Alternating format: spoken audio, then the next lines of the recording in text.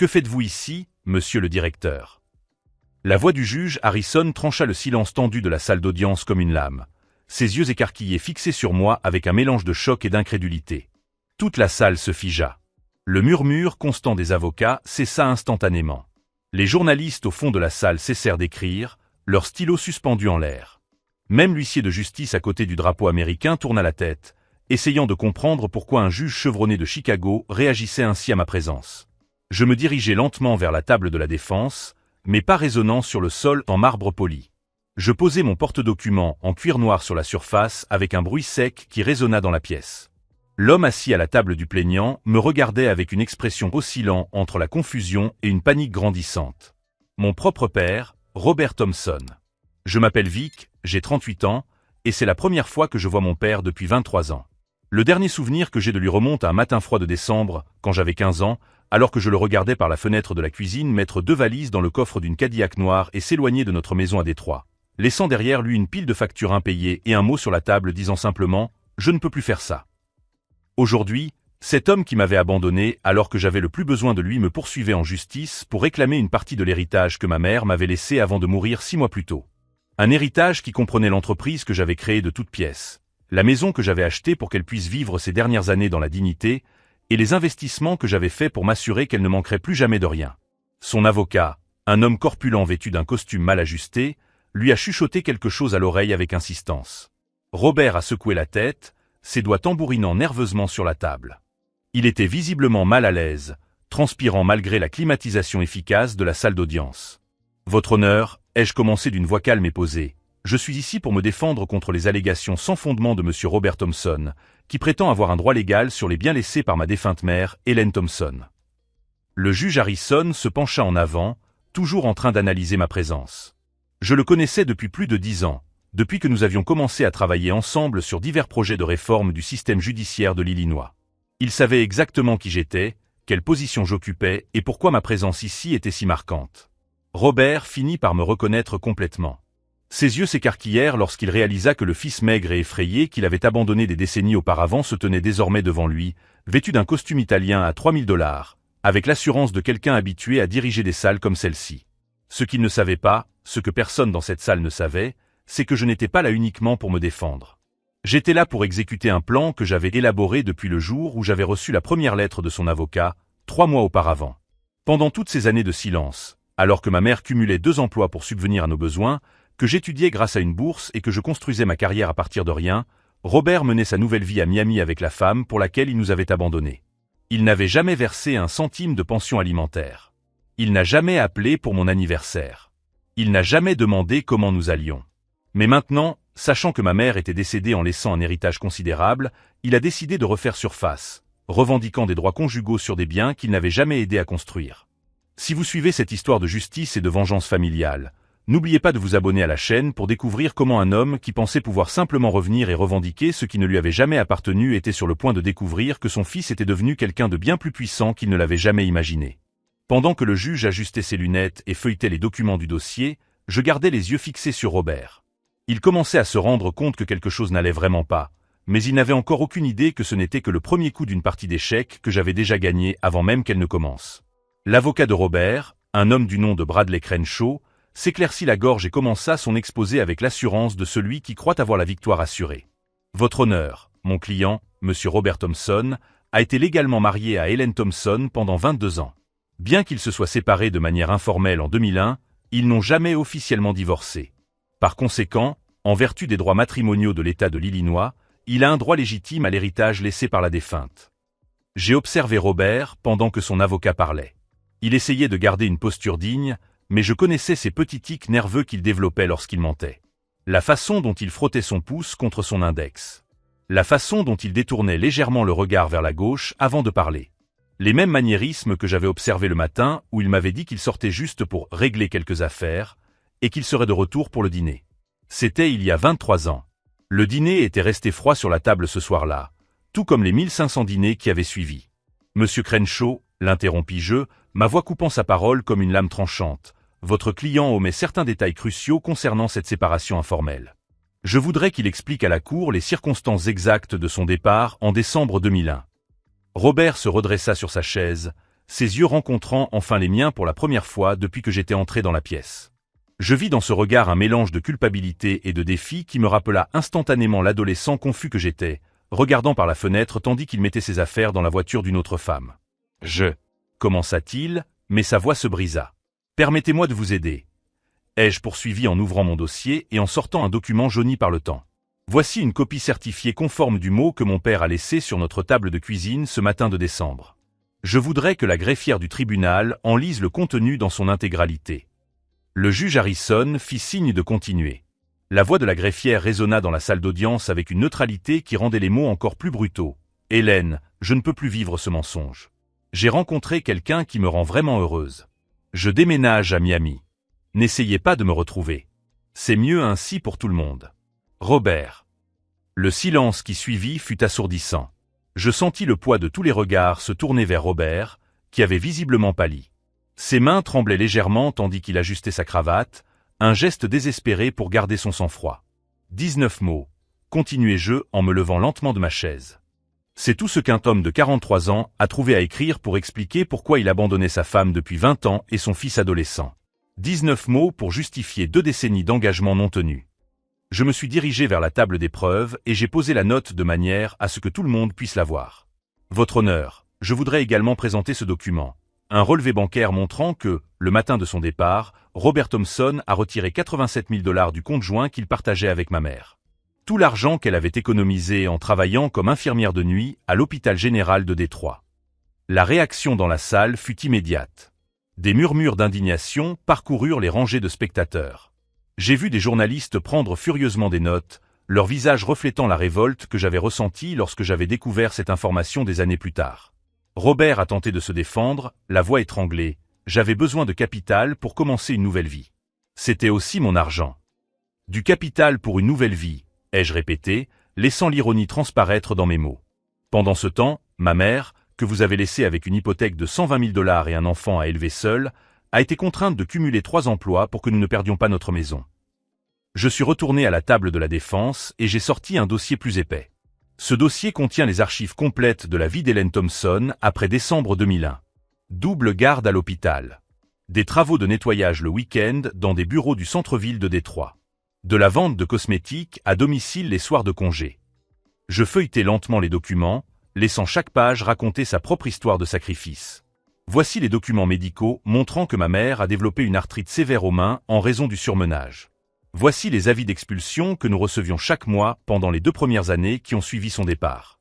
Et ceci, ai-je dit en brandissant une enveloppe usée, est la dernière carte de Noël qu'elle a envoyée à son adresse à Miami en 2005. Elle est revenue avec la mention « Destinataire déménagé, adresse inconnue ». L'impact de mes paroles était visible sur tous les visages dans la salle. Robert avait baissé la tête, incapable de maintenir un contact visuel. Son avocat feuilletait nerveusement ses papiers, réalisant clairement que sa stratégie initiale s'effondrait. Pendant 22 ans, ai-je poursuivi, ma voix désormais chargée d'une émotion contrôlée qui a retenu l'attention de toute la salle d'audience, Hélène Thompson a travaillé sans relâche pour reconstruire la vie que vous avez détruite. Elle a économisé chaque centime, investi chaque dollar supplémentaire, tout cela dans un seul but. Garantir que le fils que vous avez abandonné ait les opportunités que vous lui avez refusées. Je suis retourné à ma chaise, mais je suis resté debout. L'héritage que mon père revendique aujourd'hui n'est pas le fruit de leur mariage. C'est le résultat de 2 décennies de travail acharné d'une femme déterminée à réparer les dommages qu'il a causés. C'est du sang, de la sueur et des larmes transformés en patrimoine grâce à un dévouement qu'il n'a jamais compris. Robert a finalement retrouvé sa voix, essayant de paraître indigné. J'avais mes droits. Un homme a le droit d'être heureux. Des droits, ai-je répété, et quelque chose dans mon ton a même fait se pencher en avant le juge Harrison. Parlons de droits. Papa, aviez-vous le droit de partir? Peut-être. Mais vous n'aviez pas le droit de voler les économies d'une femme qui travaillait de nuit pour subvenir aux besoins de sa famille. Vous n'aviez pas le droit de disparaître complètement de la vie de votre fils. Et vous n'avez certainement pas le droit de revenir 23 ans plus tard pour réclamer les fruits du travail d'une femme qui a passé 2 décennies à nettoyer le désordre que vous avez laissé derrière vous. Le silence qui s'ensuivit ne fut rompu que par le bruit d'un téléphone portable vibrant sur la table du procureur. Tous les regards se tournèrent vers l'appareil, mais c'est Robert qui pâlit encore plus lorsqu'il remarqua que je souriais légèrement. « Ah, dit-il en regardant le téléphone, je crois que cet appel est pour vous, papa. C'est probablement Margarita Consuela, votre actuelle compagne, qui appelle de Miami pour savoir comment se déroule le procès. La mention de ce nom fit se raidir Robert sur sa chaise, ses yeux s'écarquillant dans un mélange de surprise et de panique grandissante. Il ne s'attendait pas à ce que je connaisse les détails de sa vie actuelle. Il n'avait aucune idée que j'avais passé les 6 derniers mois à cartographier chaque aspect de l'existence qu'il s'était construite loin de nous. Et il était sur le point de découvrir que la connaissance, lorsqu'elle est utilisée de manière stratégique, peut être l'arme la plus dévastatrice qui soit. Surtout lorsque vous occupez une position qui vous permet de transformer l'information en conséquences réelles. Ce qu'il ne savait pas encore, c'est que cet appel n'était pas fortuit. C'était le premier coup d'un jeu beaucoup plus vaste, que j'avais commencé à jouer dès que j'avais reçu sa première lettre revendiquant des droits sur l'héritage de ma mère. Le téléphone continua de vibrer avec insistance jusqu'à ce que Robert, visiblement bouleversé, finisse par répondre. Sa voix était étranglée lorsqu'il a murmuré « Allô » en espagnol, essayant de s'éloigner discrètement du micro du tribunal. Mais j'avais appris à parler couramment l'espagnol pendant mes années d'université, précisément pour comprendre les conversations qu'il avait avec sa nouvelle famille à Miami. Une ironie qu'il était sur le point de découvrir. « ¿Qué está pasando, Roberto ?» Los periódico están hablando d'un juicio. La voix féminine résonna dans le haut-parleur avant qu'il n'ait le temps de baisser le volume. Toute la salle entendit Margarita poser des questions sur le procès dans les journaux. Robert raccrocha rapidement, mais le mal était fait. Le juge Harrison haussa un sourcil, clairement intrigué par la dynamique qui se déroulait devant lui. « Monsieur Thompson, ai-je poursuivi en me tournant vers Robert. Puisque nous parlons de votre vie actuelle, il serait peut-être approprié de clarifier certains détails pour la cour. Pourriez-vous nous parler des 4 enfants que vous avez eus avec Madame Consuela au cours des 20 dernières années ?» Le sang se retira complètement de son visage. Son avocat, Crenshaw, commença à balbutier des protestations sur la pertinence, mais j'étais déjà en train de sortir un autre document de mon dossier. Votre honneur, je vous présente les certificats de naissance de Roberto Jr., 17 ans, Maria Elena, 15 ans, Carlos Antonio, 12 ans, et Isabella, 9 ans. Tous enregistrés comme enfants de Robert Thompson dans le comté de Miami-Dade. Je me suis dirigé vers la table des preuves, posant les certificats un par un. 4 enfants qui ont eu le luxe de grandir avec un père présent. 4 enfants qui ne se sont jamais demandé pourquoi papa n'était pas rentré à la maison. 4 enfants qui n'ont jamais vu maman pleurer seule dans la cuisine parce qu'elle ne savait pas comment elle allait payer les factures. Ma voix a commencé à trahir une émotion que j'avais réprimée pendant des décennies. Alors que je passais mes 15e, 16e et 17e anniversaires à me demander si j'avais fait quelque chose de mal pour que mon père m'abandonne, vous appreniez à un autre garçon à faire du vélo. Alors que ma mère cumulait 3 emplois pour me donner une chance d'étudier, vous payiez des cours privés à vos autres filles. Robert a essayé de se lever, la voix brisée. « Vic, tu ne comprends pas. » Monsieur Thompson, les jeux interrompus froidement, dans cette salle d'audience, vous m'appelez Monsieur Victoria, ou mieux encore, Directeur Victoria. Le silence qui a suivi a été rompu par le murmure de quelqu'un dans la galerie à l'intention d'une autre personne. Directeur ? Directeur de quoi ? Je souris légèrement. Il était temps de dévoiler la première carte de mon jeu. Votre honneur, afin de dissiper toute confusion quant à ma capacité à représenter mes propres intérêts dans cette affaire, je voudrais présenter ma pièce d'identité officielle. Je sortis un portefeuille en cuir et le montrai au juge. Le juge Harrison acquiesça respectueusement. Pour les archives du tribunal, le défendeur est représenté par la directrice Victoria Thompson du département des services sociaux de l'État de l'Illinois, spécialiste des cas d'abandon parental et de négligence familiale. La réaction dans la salle fut immédiate. Des murmures parcoururent les rangées comme des vagues sur un lac. Les journalistes se mirent à taper furieusement sur leur clavier. L'avocat de Robert semblait avoir vu un fantôme. Pendant 23 ans, alors que Robert se construisait une nouvelle vie parfaite à Miami, j'avais consacré toute ma carrière à protéger les enfants abandonnés par des parents irresponsables. J'étais devenu un expert dans la recherche de parents qui fuyaient leurs obligations financières et émotionnelles. J'avais mis au point des systèmes pour récupérer les pensions alimentaires impayées et garantir que les enfants reçoivent le soutien qu'ils méritaient. Et pendant toutes ces années, j'avais conservé un dossier personnel méticuleusement détaillé sur Robert Thompson. Au cours des 5 dernières années, ai-je poursuivi en sortant un dossier plus épais. Dans le cadre de mes fonctions officielles, j'ai supervisé la mise en place du système national de recherche des parents défaillants. Ce système croise les données bancaires, les registres fonciers, les déclarations fiscales et les registres de voyage afin de localiser les parents qui ont abandonné leurs responsabilités. Robert tremblait maintenant visiblement. Il commençait à comprendre où cela menait. J'aimerais vous présenter les registres financiers complets de M. Thompson pour les 10 dernières années. Des registres qui montrent des virements mensuels de 3 000 $ vers les comptes d'épargne-études de ses enfants à Miami. Des paiements de primes d'assurance maladie. des contributions à des fonds universitaires. Chaque document que je posais sur la table était comme une gifle au visage. Alors que ma mère mourait lentement d'un cancer sans pouvoir payer de traitements expérimentaux parce qu'elle avait dépensé toutes ses économies pour entretenir notre maison, vous financiez des vacances en famille à Disney World. J'ai sorti une série de photos imprimées à partir des réseaux sociaux. Voici des images de la page Facebook de Madame Consuela. Ici, Roberto Jr. obtient son diplôme d'études secondaires dans une école privée qui coûte 25 000 $ par an. Ici, toute la famille en croisière dans les Caraïbes pour fêter ses 20 ans de mariage. Non officiel. Ma voix s'est durcie. Et ici, j'ai brandi une photo plus grande, vous apprenez à Carlos Antonio à conduire une BMW neuve, 3 semaines après que ma mère ait été déclarée en phase terminale par les médecins.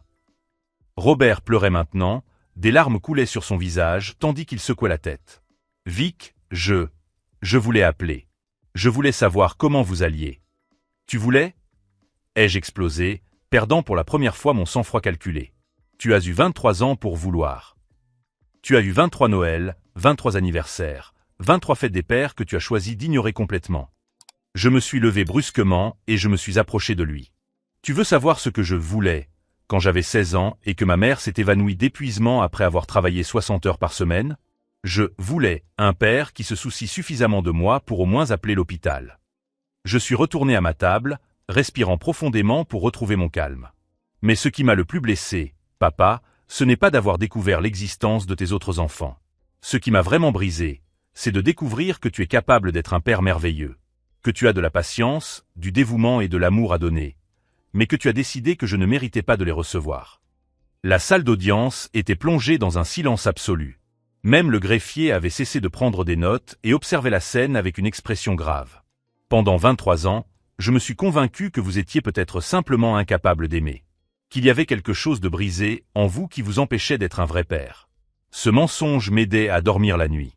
Il était plus facile de croire que vous étiez défectueux que d'accepter que moi, en particulier, je n'étais pas digne de votre amour. Je sortis le dernier document du dossier, le tenant un instant avant de parler. Mais alors, il y a 6 mois, lorsque ma mère était hospitalisée pour ses derniers jours, elle m'a donné ceci. Je montrai une enveloppe jaunie sur laquelle mon nom était écrit de sa main.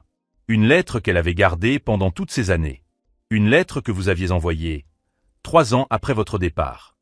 Le visage de Robert se crispa de douleur lorsqu'il reconnut l'enveloppe. Dans cette lettre, vous demandiez à revenir. Vous disiez avoir commis une terrible erreur. Que je vous manquais et que vous vouliez reconstruire notre relation. Ma voix était dangereusement basse. Vous proposiez même de payer une pension alimentaire rétroactive et de m'aider à financer mes études. J'ai ouvert l'enveloppe avec précaution. Ma mère ne m'a jamais montré cette lettre. Elle ne m'a jamais dit que tu avais essayé de revenir. Pendant 20 ans, elle m'a laissé croire que tu t'en fichais, parce que... J'ai marqué une pause dramatique, laissant la tension envahir la pièce. Parce que la semaine même où cette lettre est arrivée, elle a découvert grâce à une agence de détectives privés que vous vous étiez officiellement marié avec Margarita lors d'une cérémonie à Las Vegas, et qu'elle était enceinte de votre 2e enfant. L'impact de ces mots frappa Robert comme un coup de poing. Il se recroquevilla sur sa chaise, se couvrant le visage de ses mains. Ma mère m'a protégé de la vérité. Elle m'a caché que vous aviez essayé d'utiliser notre douleur et notre espoir comme une sorte d'assurance émotionnelle, une option de secours au cas où votre nouvelle vie parfaite ne fonctionnerait pas. Elle m'a épargné de découvrir que, pour vous, je n'étais qu'un plan B. Je suis retourné m'asseoir, mais je suis resté debout. C'est lorsque j'ai trouvé cette lettre, il y a 6 mois, que j'ai pris une décision. Pour la première fois en 23 ans, je n'allais plus être passif face à ta présence dans ma vie. Je l'ai regardé droit dans les yeux. Tu veux une partie de l'héritage de ma mère? Tu veux revendiquer des droits sur le patrimoine qu'elle a construit en nettoyant les dégâts que tu as laissés derrière toi? Parfait. Faisons-le de manière légale et appropriée. Je me suis assis lentement, entrelaçant mes doigts. Mais cette fois, papa, tu n'as pas affaire à un adolescent confus et à une femme épuisée qui essaie de te protéger de la vérité. Cette fois, tu as affaire à quelqu'un qui a consacré toute sa carrière à étudier des hommes exactement comme toi. Le sourire qui traversa mon visage n'avait rien de chaleureux. Et j'ai découvert qu'ils ont toujours, des secrets qu'ils préféreraient garder enfouis. Robert leva les yeux, et pour la première fois depuis que j'étais entré dans cette salle d'audience, je vis une véritable peur dans son regard. Il commençait à réaliser qu'il avait complètement sous-estimé la personne à qui il avait affaire. Mais ce qu'il ne savait pas encore, c'est que tout ce qu'il avait révélé jusqu'à présent n'était qu'un échauffement. Le vrai jeu ne faisait que commencer. Et j'avais des cartes dans ma manche qui allaient bouleverser non seulement ce procès, mais aussi toute la vie soigneusement construite qu'il menait à Miami. La question n'était plus de savoir si j'allais gagner cette affaire. La question était de savoir quelle partie de son existence actuelle survivrait lorsque j'aurais fini de présenter toutes les preuves que j'avais recueillies sur Robert Thompson au cours des 6 derniers mois. Robert se décomposait visiblement sur sa chaise, mais je n'avais pas encore fini. Ce qu'il ne savait pas, c'est que la découverte de ces mensonges n'était que la première étape d'un plan beaucoup plus élaboré. Au cours des 6 derniers mois, depuis que j'avais reçu la première lettre de son avocat revendiquant des droits sur l'héritage de ma mère, j'avais utilisé toutes les ressources à ma disposition en tant que directeur des services sociaux pour constituer un dossier complet sur Robert Thompson. Et quand je dis complet, je veux dire chaque transaction financière, chaque propriété, chaque mouvement qu'il avait effectué au cours des 10 dernières années. Votre honneur, ai-je poursuivi en sortant un nouveau dossier de ma mallette, je voudrais vous présenter les documents officiels d'une enquête menée par le département des services sociaux sur le non-paiement de la pension alimentaire et l'abandon parental. Le juge Harrison acquiesça respectueusement. Allez-y, directrice Victoria. J'ouvris le dossier et en sortis une série de documents officiels portant le sceau de l'État de l'Illinois. Cette enquête a été lancée dans le cadre d'un audit de routine sur les cas d'abandon parental non résolus. Le nom de Robert Thompson est apparu dans notre base de données comme un cas en suspens depuis 23 ans.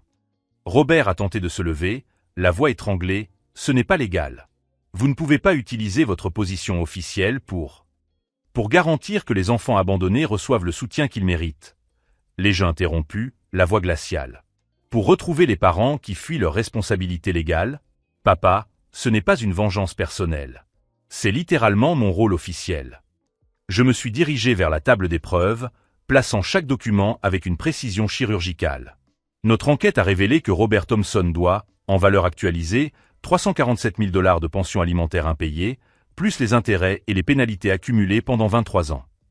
Le silence dans la salle n'était rompu que par le bruit de Robert qui s'étouffait. Son avocat, Crenshaw, feuilletait frénétiquement ses papiers, réalisant clairement qu'il avait complètement sous-estimé la situation. Mais ce n'est que le début, ai-je poursuivi en sortant un autre document. Notre enquête a également révélé d'éventuelles irrégularités fiscales. Alors qu'il résidait officiellement à Miami, M. Thompson a conservé des propriétés enregistrées dans d'autres États, notamment une maison de vacances en Caroline du Nord qu'il n'a jamais déclarée à l'IRS. Je suis retourné à mon bureau, mais je suis resté debout, tel un prédateur encerclant sa proie. Il est également intéressant de noter qu'au cours des 5 dernières années, il a transféré des sommes importantes vers des comptes offshore aux îles Caïmans. Des transferts qui coïncident exactement avec les périodes où son entreprise de construction à Miami a déclaré des pertes fiscales. Robert était maintenant complètement pâle, des gouttes de sueur coulant sur son front. Vous ne pouvez rien prouver de tout cela. J'ai souri froidement. Papa, pendant 20 ans, je me suis spécialisé dans la traque des hommes qui se croient au-dessus des lois. J'ai développé des systèmes qui croisent les données bancaires internationales, les registres immobiliers, les déclarations fiscales et les mouvements financiers. Tu penses vraiment que tes petites manœuvres passeraient inaperçues à quelqu'un comme moi? J'ai sorti mon téléphone et montré l'écran à la cour. Ce matin, j'ai reçu la confirmation que le département du revenu fédéral a lancé un audit complet des finances de Robert Thompson pour les 7 dernières années. Le fisc s'intéresse particulièrement à la manière dont un homme qui a déclaré des pertes annuelles a pu financer un train de vie qui coûte plus de 200 000 $ par an. L'impact de cette information a balayé la salle comme une onde de choc. Des murmures ont parcouru les rangées de spectateurs, et j'ai vu des journalistes noter furieusement chaque mot. Aujourd'hui également, ai-je poursuivi en consultant à nouveau mon téléphone.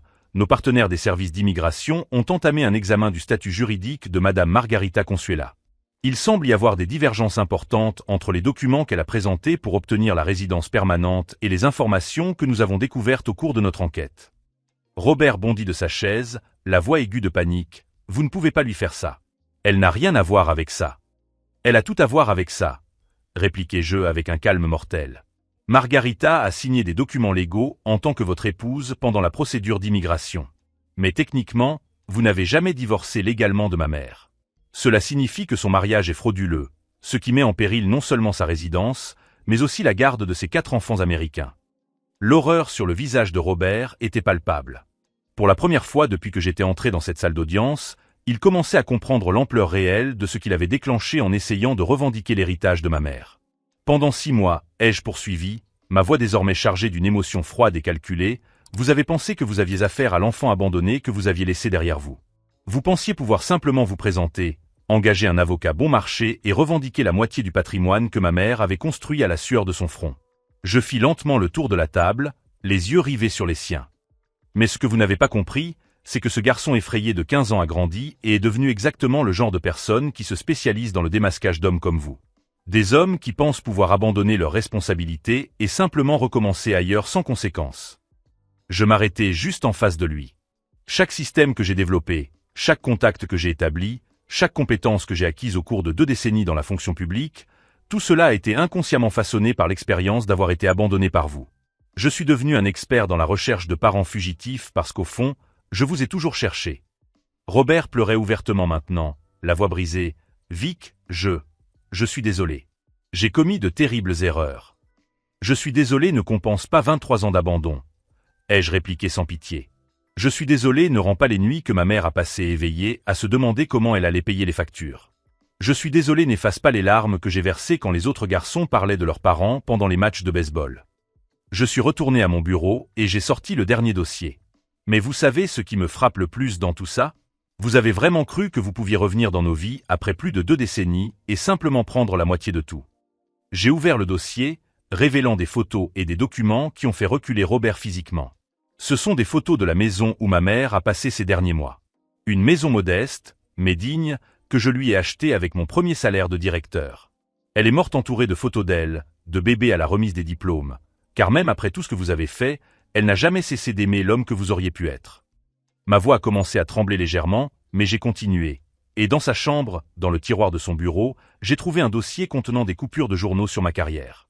Chaque promotion, chaque projet réussi, chaque fois que mon nom apparaissait dans les médias pour parler de la protection des enfants abandonnés. Elle a tout gardé, fière du fils qu'elle a élevé seule. J'ai pris l'une des photos et la lui ai montrée. C'est la dernière photo que nous avons prise ensemble, 2 semaines avant sa mort. Elle était faible, mais elle a insisté pour aller au parc où nous avions l'habitude de nous promener quand j'étais enfant. Savez-vous ce qu'elle m'a dit cet après-midi-là? Robert a hoché la tête, incapable de parler. Elle m'a dit qu'elle me pardonnait d'être devenue si dure envers les hommes qui abandonnent leur famille. Elle a dit qu'elle comprenait que mon travail était une façon de surmonter la douleur que vous nous aviez causée. Ma voix s'est faite plus forte.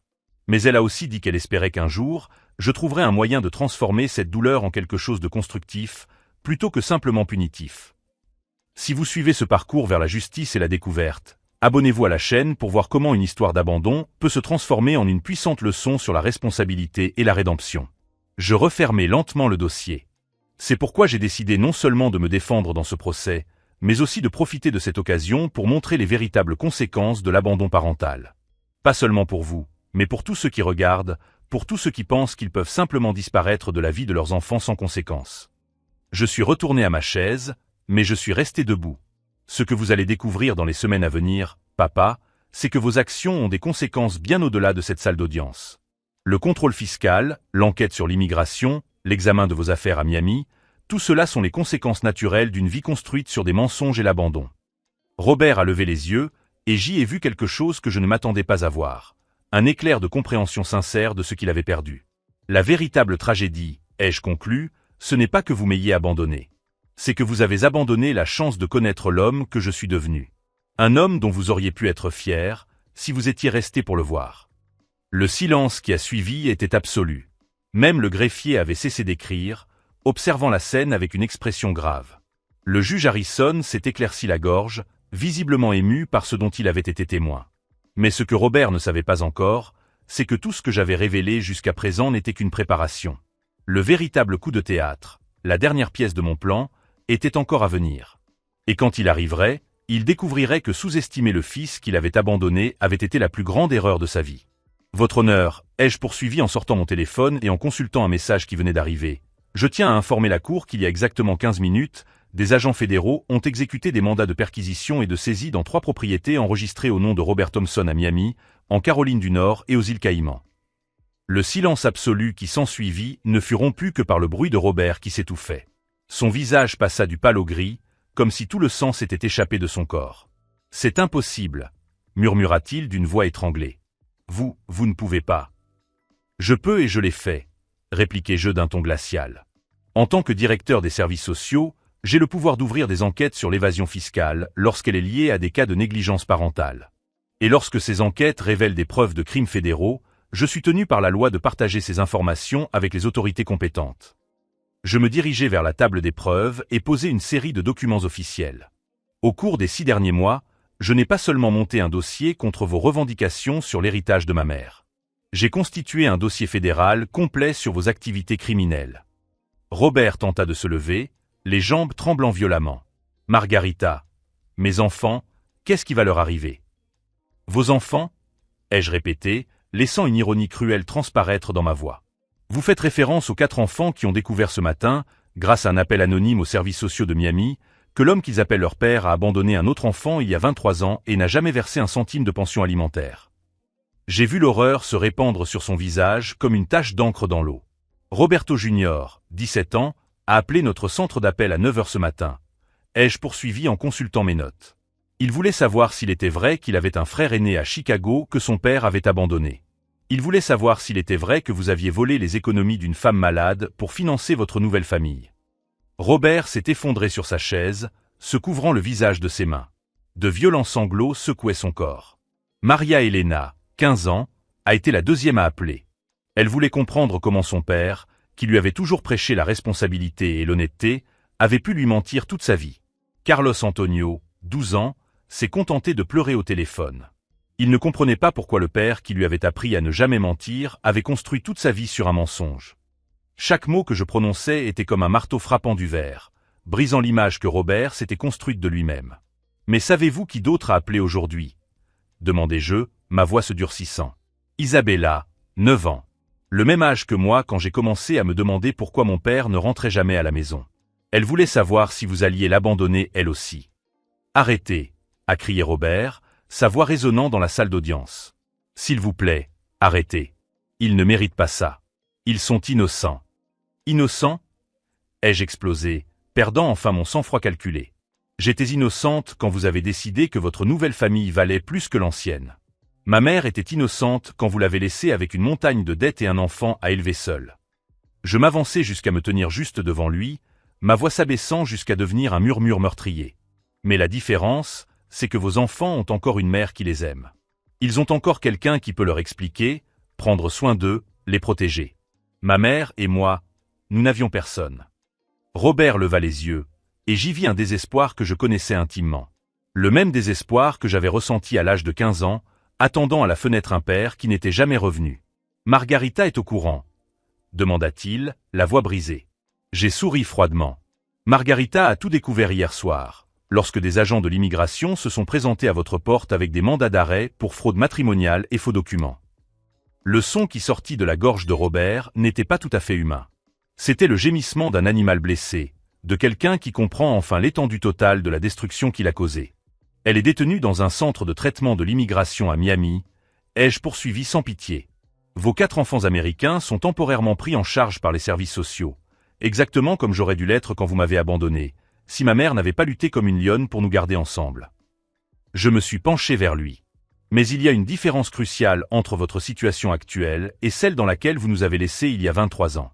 Vos enfants vont bénéficier d'un soutien psychologique, financier et émotionnel.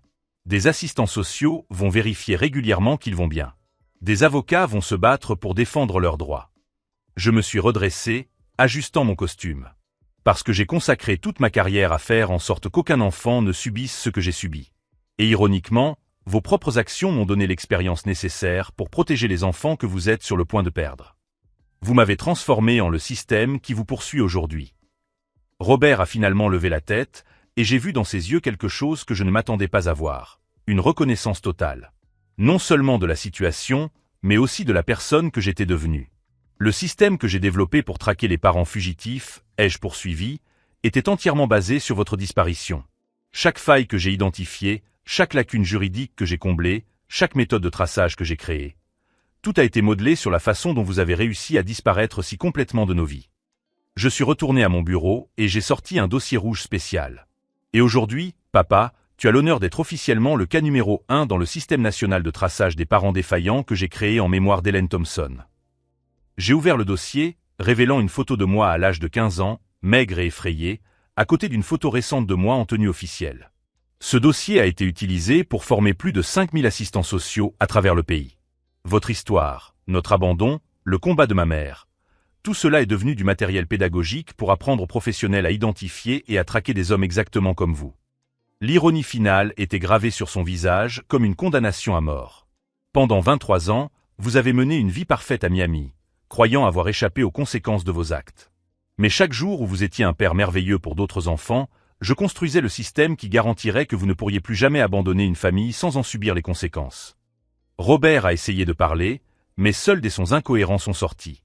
Et maintenant, ai-je conclu en fermant le dossier et en le rangeant dans ma mallette, vous allez découvrir exactement ce que c'est que de tout perdre d'un seul coup. Ce que c'est que de voir votre famille se désintégrer. Ce que c'est que d'être complètement seul, à se demander si quelqu'un se soucie encore de vous. Le juge Harrison s'est éclairci la gorge, sa voix empreinte d'une gravité qui a attiré l'attention de toute la salle. « Monsieur Robert Thompson, dit-il, compte tenu des preuves présentées à cette cour et des enquêtes fédérales en cours, cette cour rejette non seulement vos revendications sur l'héritage d'Helen Thompson, mais ordonne également le paiement immédiat des pensions arriérées, majoré des intérêts et des pénalités, pour un montant total de 347 000 $. Robert ne réagit même pas à la sentence. Il était perdu dans son propre monde d'horreur et de compréhension. Mais je n'avais pas encore fini. Il y avait une dernière révélation qui ferait passer tout ce qui avait précédé pour un simple échauffement. « Il y a encore une chose, papa, » dis-je, ma voix désormais chargée d'une émotion que j'avais réprimée pendant des décennies. « Une chose que tu n'as jamais su. Une chose que ta décision de poursuivre l'héritage de ma mère m'a forcé à découvrir. » Robert leva les yeux, et j'y vis une dernière lueur de curiosité mêlée de terreur. 2 jours avant que tu ne nous abandonnes, ma mère a découvert qu'elle était enceinte. Le silence qui suivit fut absolu. Même les murmures dans la galerie cessèrent complètement. Vous n'avez pas seulement abandonné un fils de 15 ans et une épouse dévouée. Vous avez abandonné un enfant qui n'est jamais né, car le stress de l'abandon et les difficultés financières qui ont suivi ont provoqué une fausse couche. J'ai vu le moment précis où cette information a frappé Robert. Son corps s'est courbé comme s'il avait reçu un coup de poing dans l'estomac. Vous auriez dû être père de 5 enfants, pas 4. Et le deuxième n'a même pas eu la chance de respirer à cause de votre lâcheté. Les larmes qui coulaient sur mon visage n'étaient plus des larmes de douleur, mais de libération que j'avais attendues pendant 23 ans. Alors, quand tu t'assiéras dans ta cellule ce soir, en pensant à tout ce que tu as perdu, souviens-toi que la famille que tu as abandonnée était encore plus grande que tu ne l'imagines. Et peut-être, juste peut-être, comprendras-tu enfin le véritable poids des choix que tu as faits. Le marteau du juge a frappé une fois, scellant non seulement le verdict juridique, mais aussi la fin d'un chapitre qui avait défini toute ma vie. Alors que les agents s'approchaient pour escorter Robert, qui était en état de choc complet, je me suis penché et lui ai murmuré à l'oreille. La différence entre nous, papa, c'est que lorsque tu m'as abandonné, je suis devenu quelqu'un de meilleur. Lorsque je t'abandonne aujourd'hui, tu ne peux que devenir ce que tu as toujours été, un homme qui fuit les conséquences de ses propres actes. Mais cette fois, il n'y avait nulle part où fuir. 3 mois plus tard, Robert a été condamné à 5 ans de prison pour évasion fiscale et fraude. Margarita et les enfants ont été expulsés. Son entreprise a fait faillite. J'étais sur le balcon de la maison que ma mère aimait tant, regardant le coucher de soleil doré sur Chicago. Sur ma table, une lettre de Roberto Junior, 17 ans, écrite depuis Bogota. Monsieur Vick, merci de nous avoir dit la vérité. Papa nous a menti sur tout. Je veux rencontrer mon grand frère quand j'aurai 18 ans. J'ai souri en essuyant une larme. Ma mère disait toujours que la vérité, aussi douloureuse soit-elle, finit par libérer tout le monde. J'ai créé un fonds d'éducation pour les 4 enfants de Robert. Ils n'étaient pas responsables des péchés de leur père. Et Robert? Hier, j'ai reçu une lettre de lui depuis la prison. Juste 2 mots, pardonne-moi. Je ne sais toujours pas si je peux. Mais je sais que j'ai transformé ma douleur en objectif, en protégeant des milliers d'enfants abandonnés. Si cette histoire vous a touché, abonnez-vous à la chaîne pour découvrir d'autres histoires de justice et de rédemption. La dernière fois que j'ai considéré mon père comme un héros, j'avais 9 ans. Aujourd'hui, à 38 ans, j'ai enfin compris que les vrais héros ne sont pas ceux qui ne tombent jamais, mais ceux qui se relèvent pour protéger ceux qui ne peuvent pas se protéger eux-mêmes. Et parfois, la plus grande vengeance est simplement de devenir tout ce qu'ils n'ont jamais été capables d'être. Bueno, Si estará piola jugar con el WSD o será una verga. no, es una verga. O sea, Depende si está juegas- bueno para juegas la igual DC. parece. Para la DC, Sí, pero sí, ¿tenés un guard quita por acá? Es como un delay raro. Para quitear, supongo. Sí. O sea, está bueno porque tu mouse está constantemente haciéndole jarrazo a la de ese enemigo. Tipo al campeón enemigo. Y si tenés un Igual rango. debe ser porque no estamos acostumbrados. Pero debe estar roto eso. Lo único que tiene de malo es que tiene. ¿Será que podemos pelear esto? Estaba el G por ahí. Si no vaqueó. Sí, eso es lo que me temía. En teoría vaqueó el G. Yo peleo Igual igual guarda que sabiendo puede que estar ahí está ahora. Ahora debe estar. Pero tenemos yendo mucha al presión, break, por sí, eso sí. no- NT. Casi. Pero el G tiene que estar por arriba igual ya. Si habrá vaqueado, tiene que estar en el top side. ¿Así vos? ¿Qué eso? No entiendo qué está haciendo el Talon, boludo. ¿Que no está en tu línea? No, Estás garchando. sí. No leo el. Pero guarda que se va para allá. El set, che, igual yo tengo mana para una R nomás. Tipo, si el de inicio tiene que ser ahora. No. Voy. Ah, fue a vaquear. Un miedo tiene. Ay, cuidado, boludo.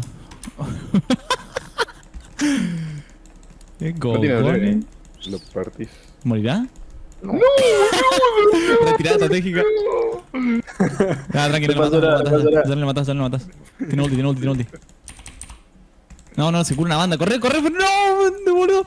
¿Qué cojones? Todo planeado, amigo, todo planeado. Pero qué cojones. Uy, perdón, no. ¿Qué pasó? No te Fue una avisamos que Q estaba. muy histórica, ¿no? Insana. Demasiado qué insano, cosa se de mierda. pasó Uy, insano. ¿se equivocó? A ver. Sí, sí, sí. Oh, bueno. Es muy malo No, el. Oh, viene el G, Sí, pero ¿sabes quién es más malo? Yo. Ah, ok. Creo que si viene el G igual le matamos. ¿Tenés exhaust? Tenés exhaust, dije. Sí.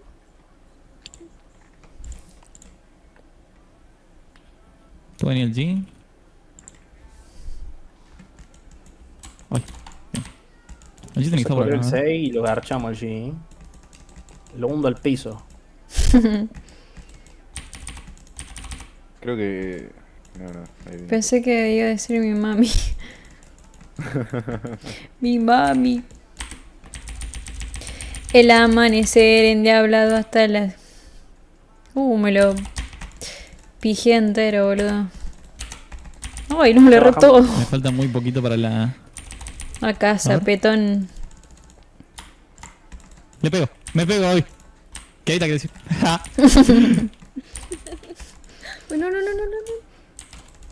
¿Me tiraste? no tengo sí, la está ulti. bien, está bien. No, le di, metete, cállate. No tiene nada. Corre. Corre los petes, se lo corre. ¡Mira! ¡Freaking!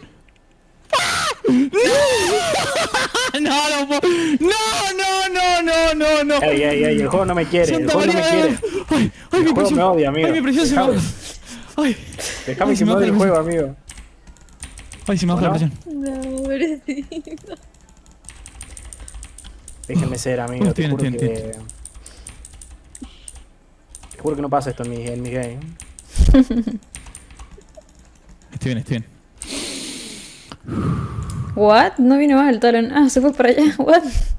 Es que lo mareé. Chilling Willing. Te van a. Ah, no. No, pensé que te buscaban. Bueno, fue. El amane, ¿por qué? Amigo, yo te juro que en mi cámara No no sé. tenía la Q ahí. Están acá. Pero bueno. Qué lindo que es Horn. ¿Estará haciéndole larva este gordo panzón? ¿Quién? El G. ¿Qué va a jalar pa? ¿Dónde está el talón, boludo? ¿Qué está haciendo? Tú troleando. Me lo cogí tanto que no quiere volver a línea, boludo. ¿A uno me ayuda con esto? No. No se puede. Estoy yendo, papu. Se fue garchadito. Si quería arrancar, Aquí Ojo. está el set, está el El talon. set están yendo tu jungla. O no. Está o toda la la- bandeja acá. Uy. Literalmente está toda la bandeja. Opa, ¿se puede pelear esto? A ver.